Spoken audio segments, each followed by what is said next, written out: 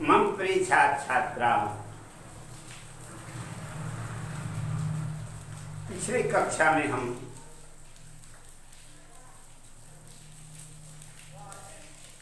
काव्य के बारे में पढ़े थे। काव्य का क्या नाम था उसका? बादल को घिरते देखा है। इस पर नागार्जुन जी की ये कविता हमने पढ़ा और उससे पता चला कि वास्तव में नागार्जुन जो साहित्यकार हैं कितने ऊंचे दर्जे के हैं, किस तरह से उनको बोलना चाहिए, कैसे समाज के हितकारक कार्य करने चाहिए, अच्छी तरह से उनको अनुभव है। आते हैं आज हम उस पाठ पर, प्रश्नोत्तर इत्यादि तो पूर्ण हो चुका है बेटा। आते हैं आज 2.1 मैं मजदूर हूँ, डॉक्टर भगवत शरण उपाध्याय।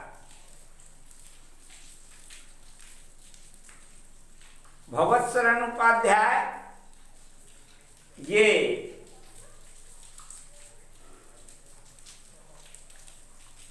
ऊंचे दर्जे के लेखक, उच्च कोटि के लेखक, तभी तो इनका जो काव्य है, जो इनकी साहित्य है, वो इस प्रकार से हाई स्कूल में चल रही है।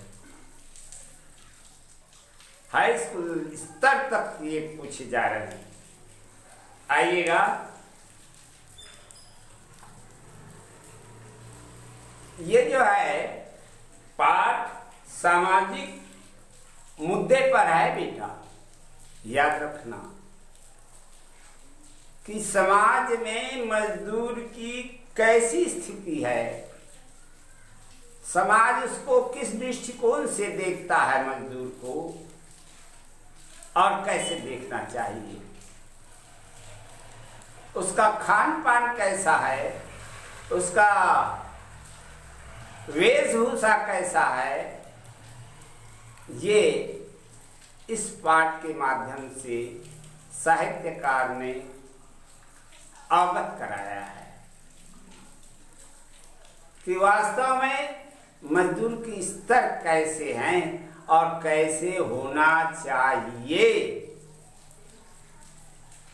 आइएगा, इस पाठ के कुछ अंश हैं जो महत्वपूर्ण है, उसको मैं पहले तुम लोगों को बता दे रहा हूं। बहुत महत्वपूर्ण है, जो परीक्षा के दृष्टिकोण से आ सकता है। हाँ, कैसे कंधे डाल दूं तो गजब हो जाए से लेकर, क्या कंधे डाल दूं तो गजब हो जाए से लेकर, मिल गया ना बेटा सबको? पुस्तकों में अपनी रेखांकित कर लीजिएगा। कंधे डाल दूं तो गजब हो जाए से लेकर के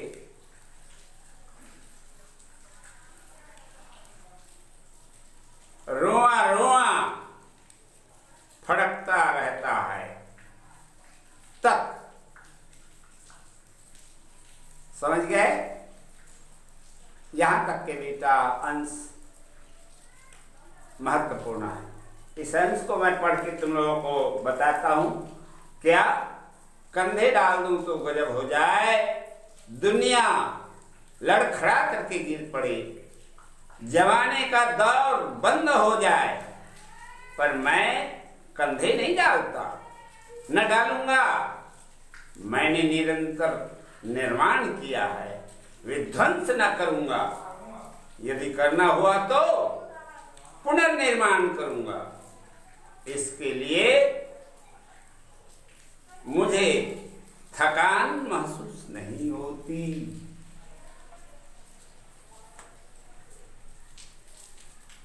कभी अलकस नहीं लगती, रोआ रोआ फड़कता है। रोआ रोआ फड़कता रहता है। ये अंश रेखांकित कर लिए ना। आगे आ जाओ, दूसरा अंश जो महत्वपूर्ण है। ये जो बेटा अभी जो बताया वो 17 ABC तीनों सेट में बैठा है बोलते हैं। देख लो कितना में इम्पॉर्टेंट है ये। सन 17 के ABC तीनों में आया। अच्छा, आ जाओ दूसरा जो अंश है इस पाठ। वास्तव में ये पाठ जो है बड़ा महत्वपूर्ण पाठ है। हाँ, समाज हितकारक है, इसलिए साहित्यकार इसको बड़े चाव से ध्यान देते हैं। दूसरा देख लो बेटा, बाबा आदम के वन को काट मैंने पत्थर की सी जमीन खोद करके नाम कर डाले से लेकर पीछे रखा जाता था। कटघरों के पीछे रखा जाता था। ठीक है, अंडरलाइन कर लीजिए। नंबर तीसरा अंश है, नगर को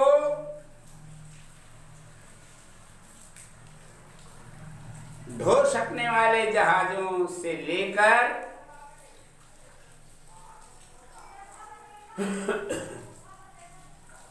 आगे देखो बेटा, वहां से लेकर के जिनके लिए बनाता हूं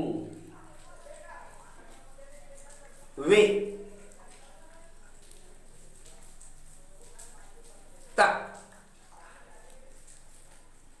मिला लिए? मिल गया ना? ठीक, आ जाओ इस अंश का व्याख्या मैं तुम लोगों को पहले बता दूं।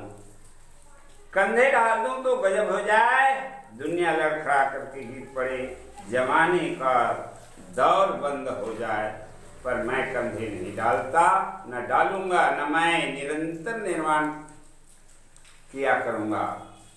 निरंतर निर्माण किया है, विध्वंस न करूंगा।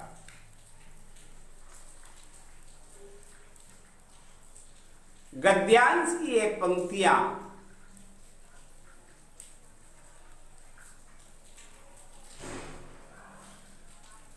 डॉक्टर भगवत शरण उपाध्याय। अच्छा, पहले तो अपन क्या देखते हैं? संकेत। संकेत तो ये तुमको बताया बेटा, कंधे डालूं से लेकर के क्या फड़कता रहता है था। और आ जाओ आप संदर्भ पर।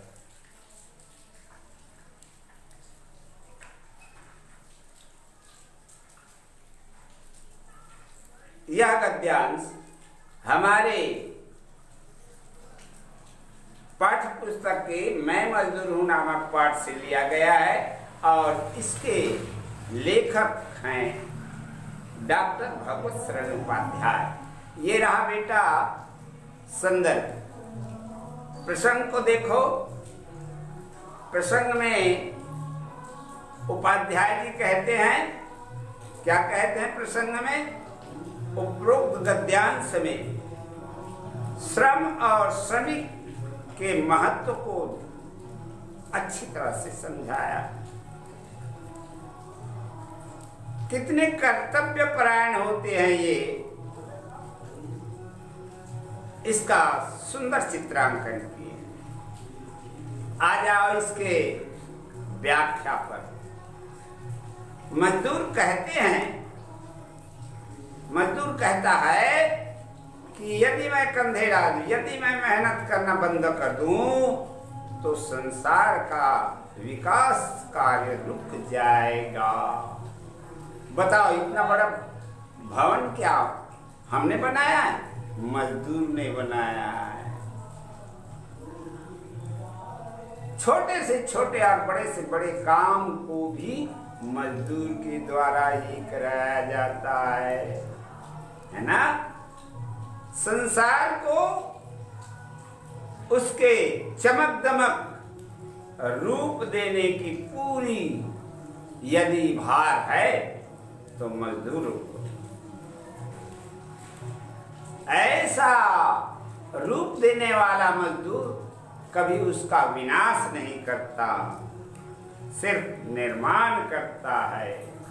यदि किसी वस्तु को तोड़ना रहा तो उसे मेहनत करके और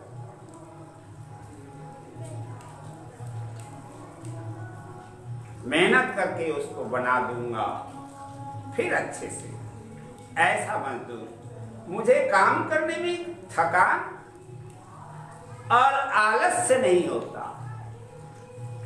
हाँ, मुझको तो अपने कर्तव्य पर निहित रहना अच्छा लगता है।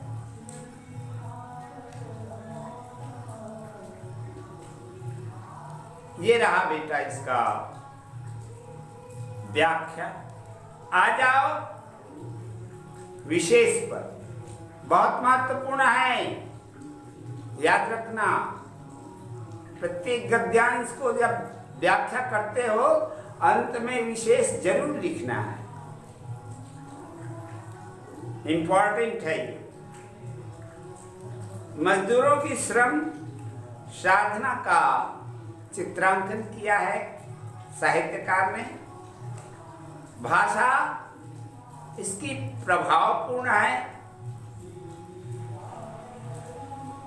भावनात्मक है, मुहावरेदार शब्दों का इन्होंने उपयोग किया है। मुहावरा लोकोक्तियां सब समझते हो बेटा? हाँ, आ जाओ इसके दूसरे अंश को देखो। बाबा आदम के वन को काट कर मैंने पत्थर की सी भी जमीन खोद कर नाम कर डाली, नरम कर डाली। नाम है कि नरम है बेटा, नरम कर डाली, उसे जोत कर बो कर हरा कर दिया।